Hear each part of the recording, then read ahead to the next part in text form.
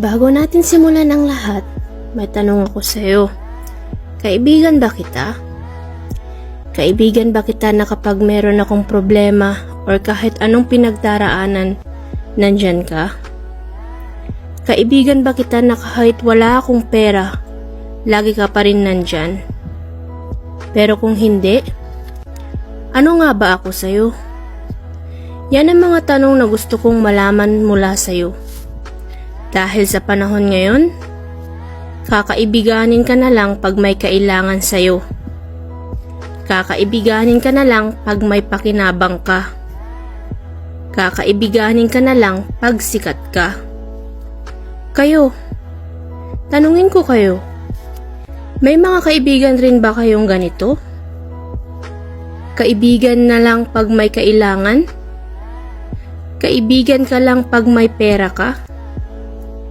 Kaibigan ka daw pero nilalaglag ka?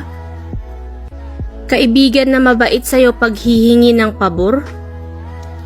Kaibigan na di marunong magpasalamat sa mga tulong na naibigay mo na? Kaibigan na di natutuwa sa'yo pag umaangat ka? Kaibigan na masama ang loob kapag di mo napagbigyan? Pero alam nyo? Real talk. Ang tunay na kaibigan, isang sinungaling, pero di ka ipapahamak. Mayabang, pero di ka huhusgahan. Maangas, pero kaya kang ipaglaban. Swapang, pero kaya kang pagbigyan. Alaskador, pero mapagmahal.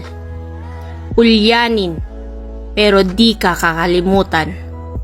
Yan ang mga kaibigan na kahit di sila perpekto, pero totoo. Alam nyo, sa paglipas ng panahon, isa lang ang natutunan ko. Pahalagahan ang mga kaibigan na laging nandyan para sa'yo. At kalimutan ang mga plastic na kaibigang nang iiwan sa'yo.